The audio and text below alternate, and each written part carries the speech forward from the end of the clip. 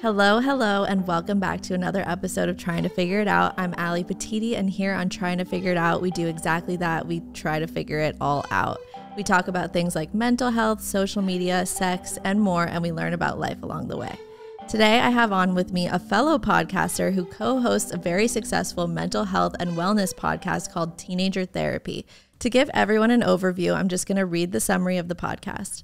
5 stressed, sleep-deprived, yet energetic teens sit down and talk about the struggles that come with being a teenager. A podcast that's a coming-of-age story portrayed in real time, a culmination of mistakes and growth, and a reminder that you're not alone. They are 212 episodes in and have interviewed guests like TikTok star James Wright, the CEO of Instagram, and even Prince Harry and Meghan, the Duke and Duchess of Sussex.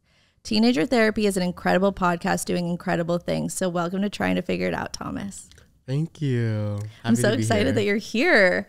Thomas and I met at a Spotify event, and we were definitely the youngest ones there by far. We spent the whole night together. We ate together. We had oysters, which I've been very into lately.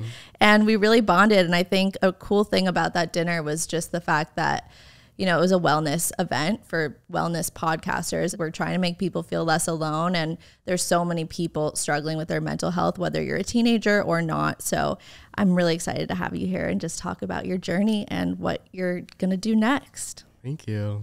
You are a sophomore at USC. I am an alumni of USC. So we obviously have to talk a little bit about that. So what is sophomore year throwing at you? You're a first semester sophomore. Surprisingly, not having the best time. Why is it not as great as you thought? I had a great time freshman year. Like, maybe because I didn't care as much, and now that I have to care a little more, it's a little more stressful. I just feel like all my friends are busy. And parties aren't as fun as they are when you're just not a freshman, I guess. That's fair. I feel like freshman is like the first time you do everything. And then as a sophomore, it's kind of like this weird in between. It's the same old, so it's nothing exciting. I get that. Yeah. I would say USC is one of those things where freshman year is like all new to you. It's really fun. It's all the firsts. And then sophomore year is kind of like you're figuring out who your real friends are going to be, who your freshman friends were, and who's going to like stick with you for the rest of your college experience. And then I will say junior year, the end of junior year and all of senior year were by far my favorite like years at USC. It was just because you have it all figured out. Exactly. Okay. Like you just know what's going on. You kind of understand like how much pressure to put on yourself with the academic side of things and what to do socially. Things definitely will fall into place. It's an adjustment though, for sure. Yeah. Are you currently involved in Greek life? I am not. You're not. Do you plan to be? I have considered it. My brother was a big Greek life person. He founded a frat at San Diego State. No way. Yeah. Oh, that's sick. And he's just very fratty, like the most frat bro you'll ever meet. And I had mixed feelings about it because I didn't think that I could fit in with that group. But I also saw the kind of privileges and just the friendships he made through Greek life. For sure. So it definitely made me consider it. And I am still considering it. I just don't know if it's the right fit for me. Yeah. Or if rushing as a sophomore during the spring semester is too late. I don't know. I feel like it could go either way. I think first off, it's always good to explore every opportunity. And like, who knows, maybe there's a group of people that you haven't met yet that you could meet and they could be like the best friends you ever made. Or like there's so many what ifs to it. And I think the beauty of it is like if you do it and you decide 2 days in or 1 day in that it's just not for you, or you make it through all of recruitment and then you're like, okay, fuck this, I'm not going to stay here. Like you have the power to do so. Exactly. But another thing is that like Greek life is so questionable, especially at USC. Like there's a big love-hate culture with it. Yeah. I don't know if it's something I want to associate myself with, but I don't know.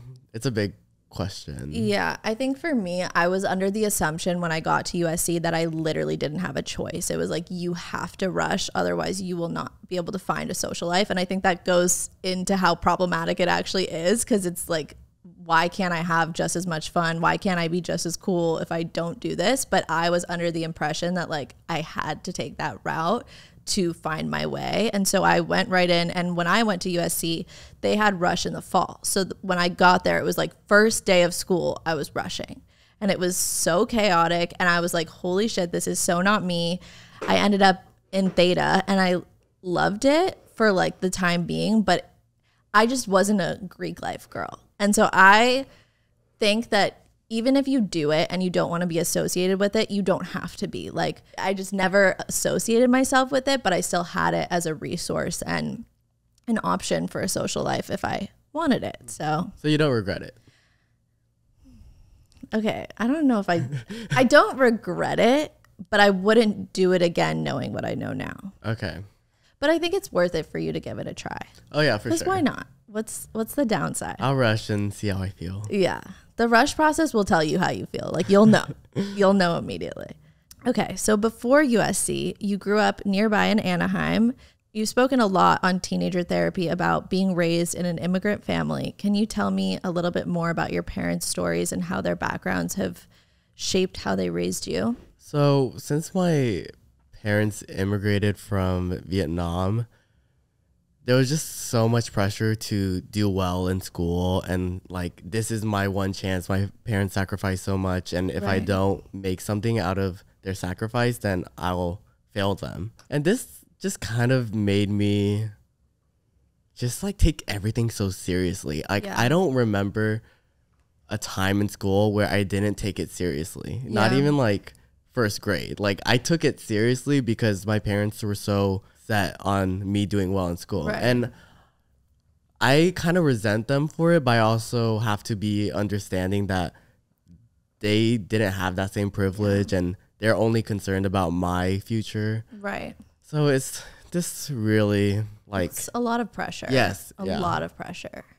So do you feel like that's carried into your college experience? Like, do you think that you feel like at USC the workload gets really stressful, or do you feel like it's manageable? I think college is a huge breath of fresh air, right? Because I don't have to worry about my GPA as much. I just, these get degrees, and I'm just trying to pass my classes at the end of the day.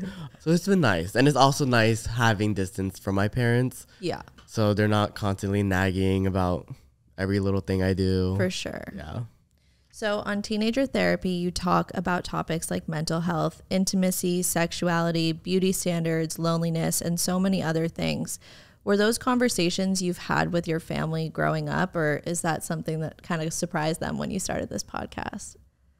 That still doesn't really happen. My parents, that's not something they were raised to kind of like be mindful of. Right. They don't believe in depression. They don't believe in anxiety. So growing up, I was a very emotional kid, like super emotional.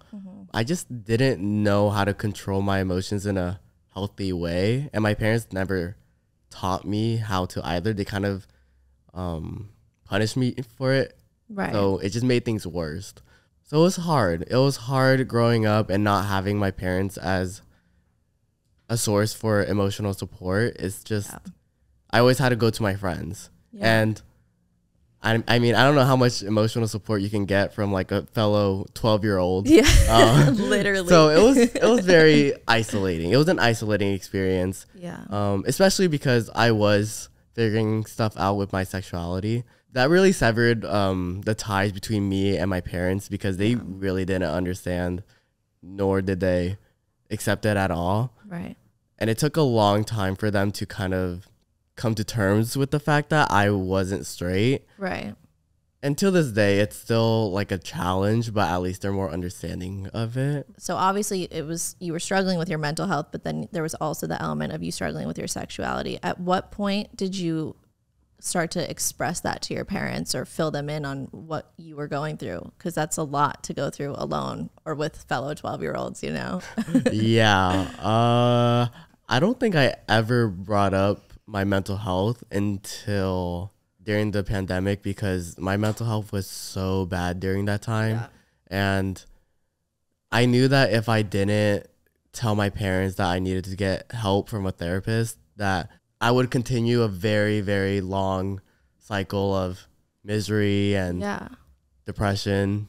Yeah. So I finally told them, and it took some understanding and they didn't really understand why like I would need it in the first place, but eventually they caved. And I think over time, especially with the podcast, they have grown more understanding of mental health and acknowledge that it's there. For sure.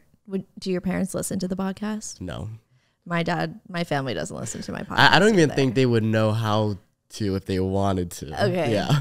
Fair. Which is good. Yeah. No, I think that that's been the hardest part about doing this and like creating this space, because just in general, my parents watched me struggle for years. And then I started this podcast and now I'm telling all these stories, and my mom is like eating it up. She's listening to every episode and trying to like understand me better. And my dad's like, I can't listen to this. I support it. I'm so proud of you, but I just can't hear you tell these stories. My family wasn't listening.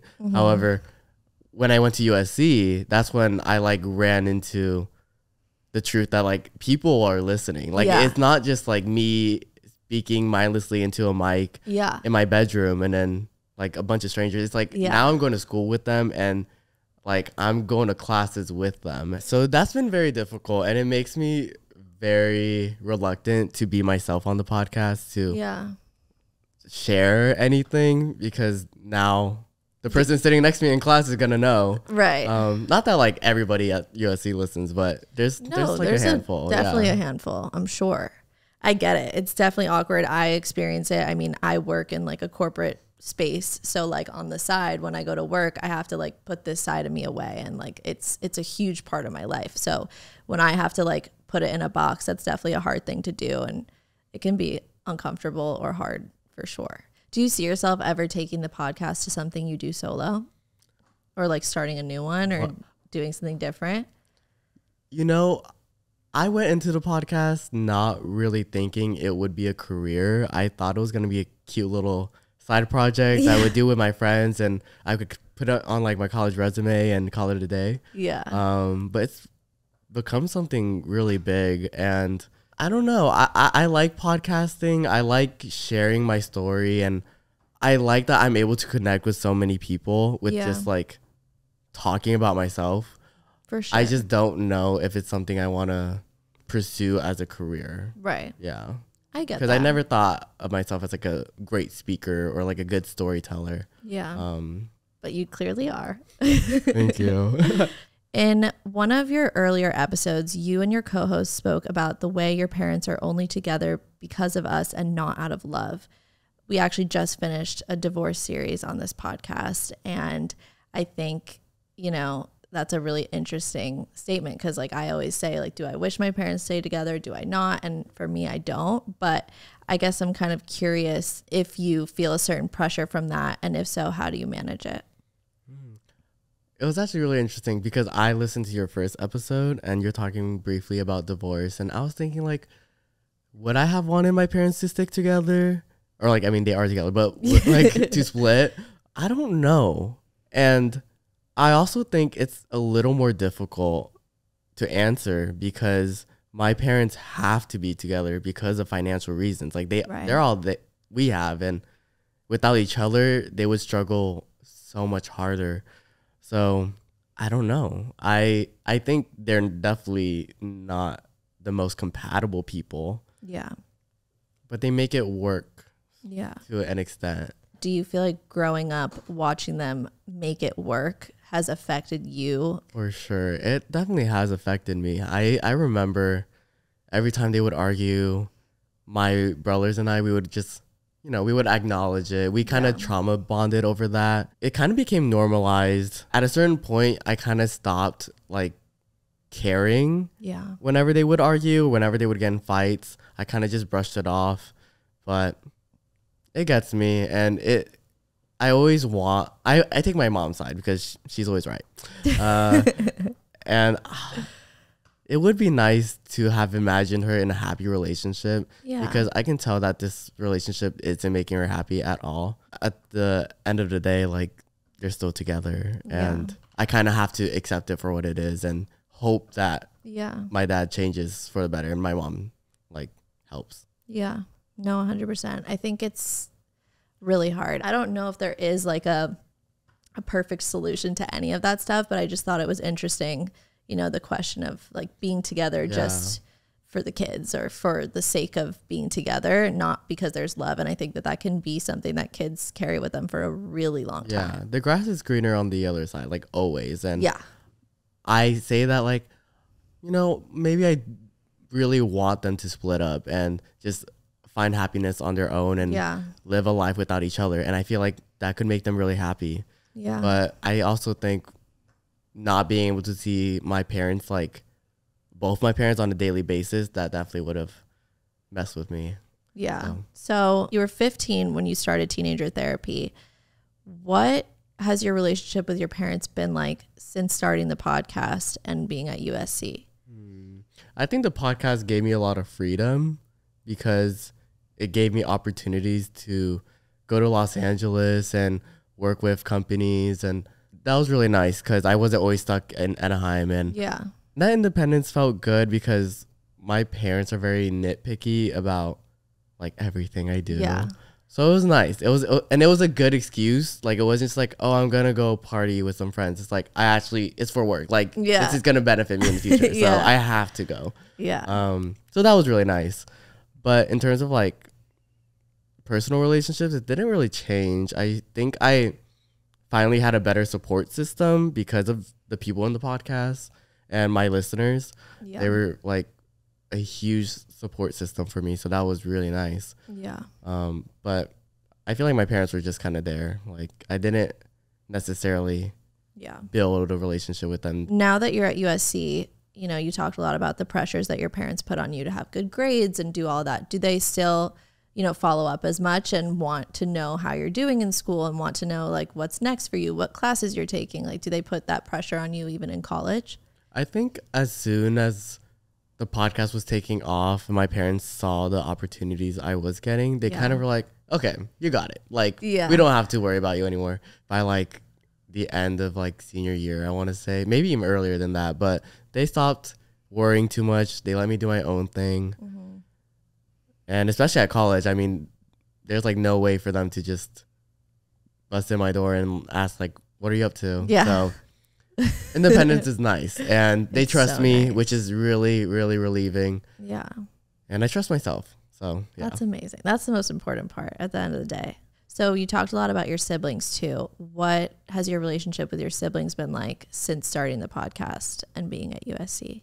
My relationship with my siblings has always been really, really rocky, just because I felt that I couldn't relate to them on a lot of levels, whereas my younger brother, my older brother, like they could talk about sports and they always were talking about like Call of Duty and, you know, just like very masculine things. Yeah. And I wasn't necessarily real big into that. Right. So it was hard for me to talk to them about anything. But since starting the podcast, I think my older brother, it's kind of a way for him to know more about my life without having that uncomfortable conversation with him. Yeah. Because we've never been the type to just share things.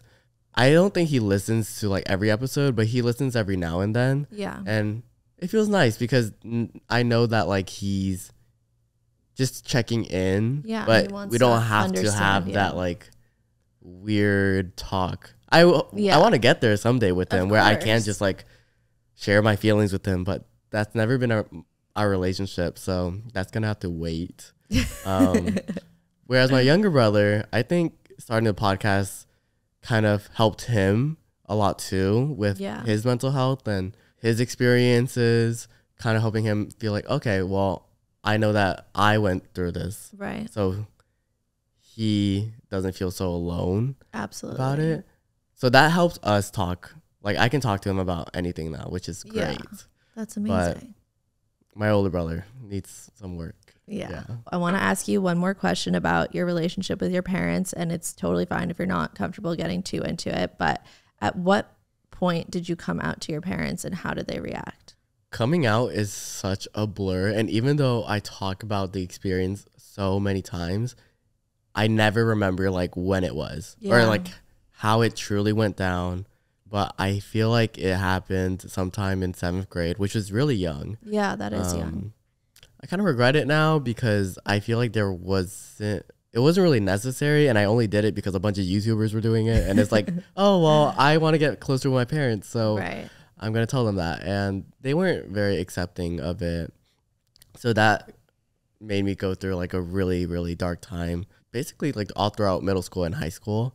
But at some point in high school, I did kind of just accept that. I couldn't expect them to understand because of like their cultural backgrounds, but I'm glad they're at least like trying to embrace it. Yeah. So. There's so many layers to it, and I'm sure it's a never ending journey. Being able to come out at that age, you're able to be yourself to the fullest at a young age now, and you're in college and you're able to be who you are, and you don't have to worry about coming out in college. And like, hopefully you just get to continue being embraced by your parents and slowly making progress with them and just finding your way and who you are and what relationships are going to come to you, you know? Yeah. Thank you. Yeah. No, I have to remember that everything happened for a reason. Yeah. We're going to talk about your mental health journey. So obviously a recurring theme of teenager therapy is mental health. Before starting the podcast, you expressed that you were experiencing a lot of struggles with your mental health. Was that something that you and your friends at school talked about a lot? Like, how did you get to starting the podcast about mental health? I didn't even like intentionally try to be open about my mental health. I just couldn't hide it. Like I was just very emotional. I understand that. If something had upset me, I was going to show it. Like I couldn't control it enough. So people just knew that I wasn't the most emotionally stable. I never really like went into detail about everything, but people knew, and I would like, oh yeah, like I'm just having a tough time. And the podcast was started because my boyfriend at the time, he was listening to Couples Therapy by Casey Neistat, and he really enjoyed it. He felt that he could relate to a lot of things that him and Candace were saying, despite them being like a married couple, and we were like 14, 13. I don't know how young we were, but we were young. But we could relate to a lot of it. And because of that, it kind of inspired him to start the same thing, but for teenagers specifically. Yeah. I think him wanting to start that for teenagers was encouraged by like my mental health, I guess. Yeah. Like he saw what I was going through, and he was going through a lot too. Yeah. So it helped him like find a passion for it, and like, oh, we have stories to tell, so let's tell them. For sure. Can you walk me through just a little bit more detailed what your specific mental health journey has been like? Like, do you have a diagnosis for something? Do you struggle with a lot of different, I mean, honestly, I have been diagnosed with like 4 different mental health issues at this point. And at this point, I don't even like to label myself, but I guess just to get more background on specifically what you were going through, can you tell me a little more about it? So I didn't start receiving therapy until like during the pandemic, so junior year. It was an interesting experience. I don't think I like fully experienced like the feeling of like having a good therapist to talk to. It kind of just felt like I was talking to somebody about my problems, and they were just like, yeah, cool. Like it was just very surface level. I never felt super close or that we were making like groundbreaking discoveries. Kind of just knew everything that she told me. So after like a while, she had to leave the company, and it was just like, okay, well, I mean, you're leaving. I'm not getting much out of this, I feel like. So just no more therapy for me. Ever since then, I haven't seen another therapist. I have been wanting to go back into it. It's just so expensive. I never got diagnosed for anything. I'm pretty sure I know like some things that I'm going through. I just 100%. Don't want to self like diagnose. I think it's really interesting what you were saying about therapy. I have been in therapy since I was 6, and it's taken me until I was 24 years old to find a therapist that I actually couldn't feel more connected to. And I think that, you know, every therapist is different. There's all different types of therapy and therapists that, you know, offer so many different types of help. I finally found a therapist who specializes in so many things that I need the help with, but also is a human being and tells me about who she is and what she struggles with. And I think that that's been like such a good dynamic for me, because sometimes in therapy, like you said, it feels super surface level. Like that person kind of is just like, okay, cool. Like good to know. Like now I'm talking to someone who I feel like I know her and I know what her personality is. I know like how warm she can be and how much better she can make me feel. And we have such a good cadence at this point that now I feel like I've found someone who's really helped me. So I guess I want to ask you, when you were in high school, did you feel like because you couldn't open up to your parents about it and you didn't feel like they would help you get help, were there resources available to you as a teenager in high school? Like what did you have available to you that wasn't necessarily therapy? I think the only thing that I had was like high school counselors. Yeah. And high school counselors are there to help you like get to college. Yeah. So literally. there's not a lot for them to do or say to help you get through this like really tough time in your life where you're trying to figure everything out and you're still trying to navigate school. So I did see my counselor like maybe twice, but I mean, yeah, it was only because I had to, and like the security person caught me crying and they're like, you have to see her. And I'm like, okay, fine. That happened to me so many times in high school. Oh my God. I think that's why I like love the message of your podcast so much though. And kind of what I was getting at with that last question is just, there's no resources for, especially for teenagers. And then add on the fact that some parents don't accept it or don't know how to help. That adds another level of like another barrier of lack of help and resources. So I think your podcast is so special and has probably helped so many people. And I wish when I was a teenager that I had it. Oh, thank you. So I read when you started your podcast that you weren't all really close friends. So how did you decide to start a podcast where you'd be spending so much time together? Honestly, I don't even remember like the decision making behind who was going to be part of it. I just know that I was obviously going to be part of it because I was like dating him. Our relationship was so messy. I never knew when we were together or when we weren't. That happens. Yeah, but I was part of it because I felt that like, or we both felt that having people that were in a relationship would be very insightful. Yeah. And the others kind of came to be because we were like just trying to think of people we could vibe with. And I was close with Kayla, and the two other guys were closer to Gael, my ex, aka like host, whatever. Yeah. Yeah, so he just kind of picked them because he felt that they could bring something. There was like no logical decision. It was just who wants to be part of it? Like, do you want to be part of it? And they did. And since then, we've gotten really close, but we've also gotten really like not close. Like, does it get toxic? It gets so toxic. Oh my God. Like I don't know how we're still together sometimes. Like, I don't know how the podcast survived because there are a lot of times where we like could not stand each other. I mean, just hearing that you and your ex are on a podcast together is like it's how do you guys manage that? Everybody asked that and we're just like, we don't know. Like, we don't know how we're managing it. Is there still like tension there? Like, there is a lot of tension. And, you know, we try so hard. We really do. We try so hard to be civil with each other. But at the end of the day, so much history, so much pain, so much like resentment. Of and course. So it comes out a lot. And even just like talking about like something non-related, and then suddenly it becomes like something between us. And there's also like drama between me and the other hosts, and just like miscommunication or just things they did, and I don't know. It's hard to navigate, especially with multiple hosts. That's definitely hard to navigate. That's one thing that is kind of nice about Isaac and Mark, the two of the hosts. They left, and it's been nice to just have three people. Yeah, and I'm sure it makes a huge difference. It does. It's way less coordination, especially now that you guys are in college and you're all kind of doing different things. Like, I'm sure the scheduling gets hard and all of that is and there was definitely like, some of us took it more seriously. Some of us definitely didn't even want to be there, but didn't know what to do if they weren't. Yeah, it's been tough. And there were times where I thought I was going to quit, but I'm glad I stayed. Yeah. And I hope that our relationship just becomes more stable. Yeah. Yeah. I think it's okay now, but definitely like a year ago, oh my God. I can't imagine. Horrible. Obviously, your podcast is super successful. At what point did it pick up, and how did it pick up? Like, what changed and what made it get to where you are now? You know, from the beginning, it always was kind of doing well just because a lot of people loved the idea of it. Yeah. But it didn't really pick up until the pandemic happened.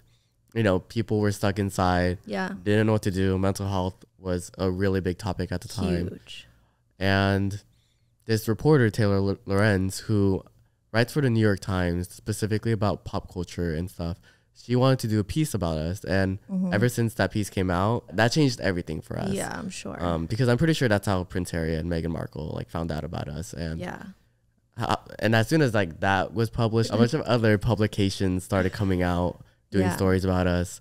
And yeah, it's been a wild journey. Yeah, I can't Shout out imagine. to Taylor. Yeah. Seriously.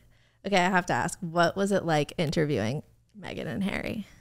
Honestly, I like blacked out for like so much. Like I was just so nervous. Like I didn't know how to act. And, you know, we spent the whole day prepping for it, like cameras, lights, trying to figure out like what we can ask. It was very like controlled.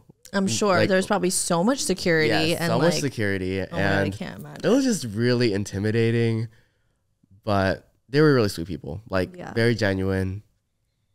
But also I was only talking to them for so little, and for most of it I was like trying not to panic. Yeah. So it was hard for me to like register like what was going on. All I can say is like they're really sweet people. Yeah. And it was something I could never forget. For sure. Yeah. I'm sure you get this feeling too. When I tape a good episode, like there's something that just feels so good about it. And it doesn't have to be like the biggest guest. Anyone who comes on and is willing to share something really personal feels like a huge gift. And so for me, like last week I taped an episode that I was so excited about. And like we all went out for dinner after and we got drinks and we were just so excited because it just felt so good. So I guess I'm curious what episode kind of gave you that feeling. Some episodes that stand out, maybe me talking about getting cheated on. That was pretty big because it's like a huge part of the podcast, because I mean the guy who cheated is in the podcast right with me. next to you. Yeah, he's right next to me, and it's not talked about because I mean I don't want people to like perceive him that way, and it's just very tough. It was difficult to like agree on what we were gonna do. Like I wanted to talk about it, obviously. Yeah, he didn't. Understandable, but eventually we did talk about it, and I'm so glad we did because I felt like it gave the listeners a lot of insight into why him and I have like such a messy relationship. Yeah, and it wasn't just like petty stuff. Like he for real hurt me. And yeah, I mean, I think that was really big because I shared a big part of myself and my pain, and I'm just glad I was able to talk about it finally. Yeah. And I'm glad that he gave you the space to talk about it. Props to him. It was the least he could do, but yeah. What do you think makes the podcast so successful? It's niche, and it's not something that's done often, nor that is done consistently. I mean, it's a podcast for teenagers by teenagers, and majority of the podcasts that are being made today, it's by adults because they have like the time, they have the money to do it. Whereas we took a huge risk in doing it, and it just kind of popped off. And I think the reason it popped off was because we were really consistent, and we were really committed to sharing our stories and making sure that mental health was being talked about for our generation. So I think that's why. I also think that like nobody does it like us. Like, and I understand that like people have school and they don't have the funds to just start a podcast, and we also have the audacity to think that like our stories are worth telling because I think for a lot of people, if my ex didn't like introduce the idea, I could have never imagined myself talking about my life. Like I wouldn't have thought it was anything worth telling because I'm just like another teenager. And at the end of the day, I am another teenager. I just have the guts to tell my story and like be perceived. Thank God you do. I mean, it's a huge thing. You're helping a lot of people. What do you think is an opinion that you had before starting the podcast that has changed since starting it? Maybe that like someone has to be a bad person or a good person. And I think for the longest time, I kind of was like, oh my God, no, he's such a horrible person. Like he did this, he did that. But, you know, after doing the podcast for so many years and just hearing so many different opinions and like seeing people grow and make mistakes, and in pop culture with like cancel culture and all of that, it's like I've learned to be more open-minded about people and not judge them based off like one bad action they've done. For sure. Depends on like the action, obviously. But, you know, I used to think that if someone did something bad, then they're a bad person. Like, and there's no way of fixing that. But I think if we have that mindset, there's no room for change. And I don't know how we expect everyone to like move forward from it if we're just going to hold them to that issue for like the rest of their lives. Yeah, I've just grown to be a lot more understanding of people, and I don't try to like antagonize anyone or victimize anyone. I think people have a lot of layers, and they're like very complex and a lot to figure out. 100%. Yeah. What piece of feedback from fans has been the most valuable to you or has made you feel the most proud of what you've been doing? I don't know if there's any like specific message or like anything that anyone has told me that I'm like has super resonated with me. I think just the fact that like people do it at all, where like they DM me and they let me know like how they're in the same situation, how much they've resonated with my story and my experience. It feels good. Like knowing that I'm at least helping one person out there. Like sometimes I feel like I'm talking about the most useless shit, or like I have like nothing to offer sometimes. But it's nice because someone will tell me like, hey, I really enjoyed the latest episode. Like I completely get where you're coming from, and I hope you know that like you really helped me and that we're going through this together. And it makes me feel good, and it's keeping me going with the podcast because if I'm helping one person, that's all that matters. For sure.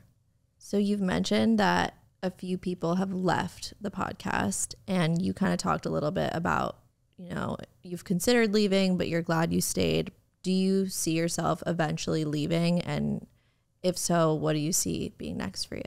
Yeah, I definitely don't want to do this forever. I think as much as I love being able to share my life with people and I've been able to help people because of it, I think I also want some time to just grow on my own and like live a life that goes beyond just like having to share everything about myself, because it does feel like really weird to have my life out there. Yeah. Like it scares me. It like genuinely scares me that 15-year-old me is out there talking. It is like, you should not be listening to me. Like I like that's a crime. Oh my God.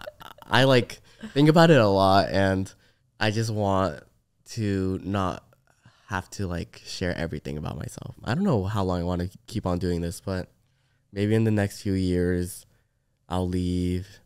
I definitely still want to like be in like the mental health workspace, and of course, maybe in the entertainment industry too. But I don't know. Not really sure. Just know that I don't want to do it forever. For sure. I want to branch out into something that is still equally as creative and helpful to people. Yeah, absolutely. Obviously, like as a teenager, you have so much that you're learning and figuring out. Now you're in college. Do you feel like you've had to kind of change how open you are on the podcast and share a little bit less so that you create these boundaries to, you know, protect yourself in school and in your social life and all of that?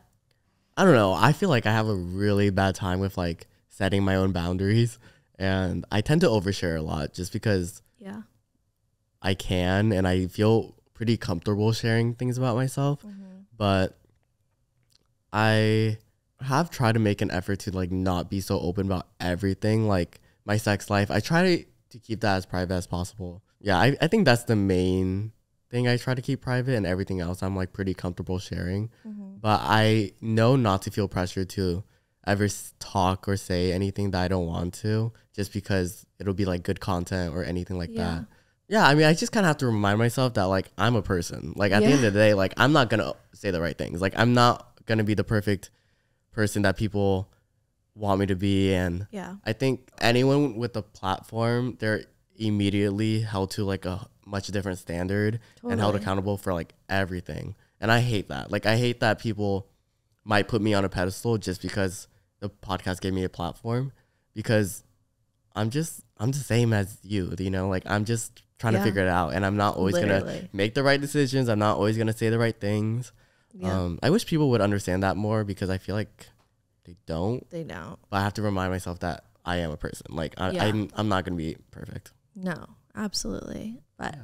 I'm so impressed by you. You've done so many amazing things. And Thank you. something I do on every episode is called Al Piece 3. It's basically my way of including music into the podcast and, you know, just making it a little fun at the end because sometimes episodes can get a little heavy. So for you, can you just tell me 3 songs that you are loving right now as a sophomore in college? Okay, I have to look at my Spotify. That's hard. No, it is. But I recently went to New York, and while I was there, these 3 songs were on repeat. One is in Spanish. I don't know if I can pronounce it. I probably can't either. I'm Oh my so God. bad at that. I mean, I can look and try to pronounce it if I know it. The Amor one. I don't know. Do you see it? Oh. Illusion, the more. All right, Amor, you said it. Oh, okay. I butchered that. I know I did. So please, hopefully you can just like No, see it spelled out. Yeah, no. Yeah. We can like put up some subtitles for Yes. this one. I don't know. Probably wasn't the best pick because I can't pronounce it, but okay. it's a very, very pretty song. Forever by the Little Dippers. Super cute. Super, super cute. What's like one song that when you go out at USC is always Oh, on? 212, Azealia Banks. Oh my God. It gets me. It really does. That song is a night starter. Yes. And it a night is. ender, but it's definitely a night It's so starter. good. It hits for every sure. time. It hits every time. Yes. Okay, well, that brings us to the end of our episode. I want to thank you so much for being here and making the time to come from downtown to come to the studio and tape with me. I loved talking to you. I got to know you decently well at the dinner, of course, but haven't seen you since then. And I'm excited for our blossoming friendship and to just see where things go. I look up to you a lot because this is a new podcast and you have 212 episodes out. I have like 25 at this point. And so I'm a baby to this space, but I definitely look up to you. I'm definitely inspired by everything you and your friends have been doing. So I have so much respect for you and I will always be here if you ever need anything.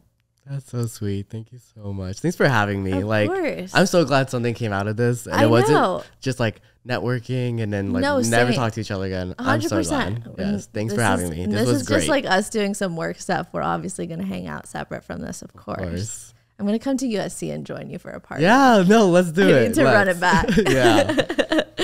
Okay, well, thank you to everyone listening. I hope you all took something away from this episode, and I will see you all next week.